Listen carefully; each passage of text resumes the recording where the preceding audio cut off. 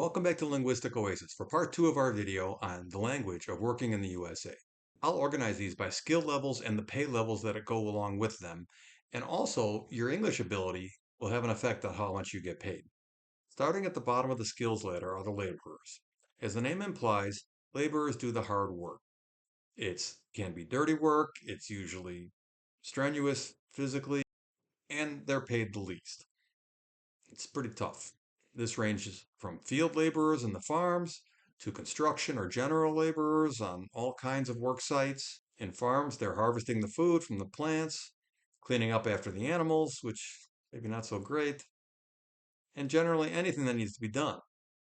On construction sites, they're unloading trucks, they're supplying the skilled laborers with materials they need, and then cleaning up after them. So you can see the hierarchy there. Skilled laborers get paid a lot more, so unskilled laborers are doing the harder work. Now, the biggest employer of immigrant labor, which is what you'll be if you come here to work, is the construction industry. About 30% of those workers are not born in the United States.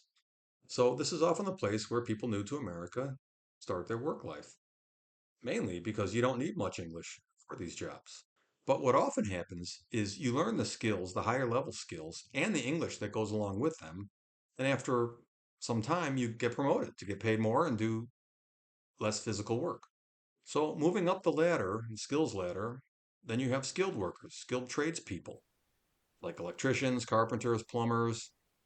They're paid much more than laborers. And on this topic of tradespeople, if you're in the trades, you may look into getting licensed. This takes some time and you have to pay a fee and register and show that you have certain skills. But once you're licensed in a field, you can command a higher pay. And the companies that hire licensed contractors usually pay more. And to take it further, if you're enjoying that kind of work, you can look into joining the union. This will take some years, but union laborers are the highest qualified and highest paid workers in a field. Also, unions are more common in certain parts of America than others. For example, in the North, Northeast, Midwest, unions are more common. In the South and the West, they're less common. We also have the common terms of blue collar worker or white collar worker.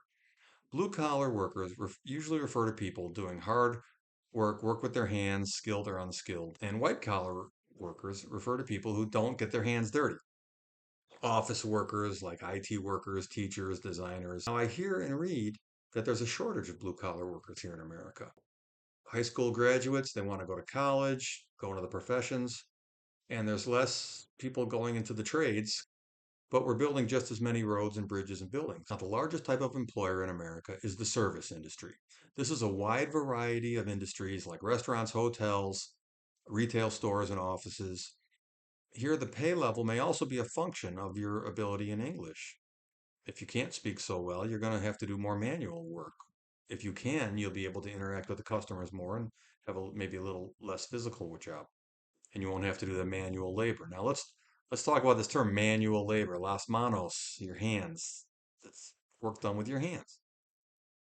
Service work may not be as heavy as construction work or farm field work, but you'll probably be on your feet doing something physical. In part one of this video series, I discussed full-time and part-time workers.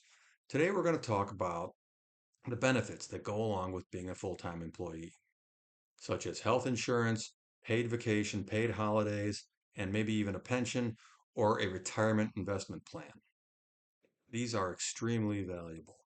Contractors and part-time employees don't get these kinds of benefits. They only get paid for the hours that they work. Let's talk about health insurance benefits for a minute. For Americans under 65 years old, the main source of health insurance is your work. It's just the way it's set up here. So when I lost my job during the COVID pandemic, I lost my health insurance for me and my family, and we had to go out and buy it on the open market. It was very expensive and it wasn't very good. We didn't use it much. It was only there in case of some terrible medical emergency. But when you work full time for a company, your employer will pay most of your health insurance premiums. You still have to pay some, but it's much less expensive. So, if you're considering taking a job, you must know if it includes health care benefits for you and or your family. And there are other important benefits that full-time workers receive, like paid vacation and holidays, and even a pension in some cases. Getting 10 to 15 paid vacation days is so valuable. Can you imagine? And if you're lucky enough to find a profession that offers you a pension, it's even more valuable. And there are certain jobs here in America that almost automatically include a pension: firemen, policemen, garbage men, and the military. If you do 20 years in any of those fields, you're going to get a full pension and you might still be a young person.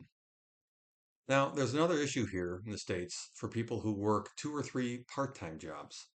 They work a total of over 40 hours a week, usually, maybe even 50 or 60, but at 2 or 3 different jobs, so they don't work 40 hours a week at one job. So they don't get benefits from any of the job. This is a really tough situation to be in. They have to pay out of pocket, out of their pocket for health insurance, and they don't get any paid vacation days.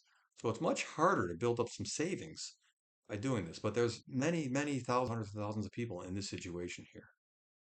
So to summarize, working as a full-time employee will get you benefits and salary, which you may need for you and your family. If you think you can earn more by working for yourself, charging your own market rate for your work, then that could be the way to go. And I'll say one last thing about working life here. You can't smoke in a building in most states.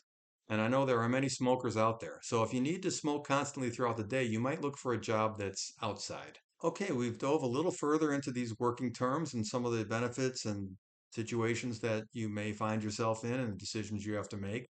I hope this helps. Again, I'm anxious to go into this further. It's a huge topic, one of the most important topics. And if you need the language to deal with it, we're here to help you with that. Thank you very much. Good luck.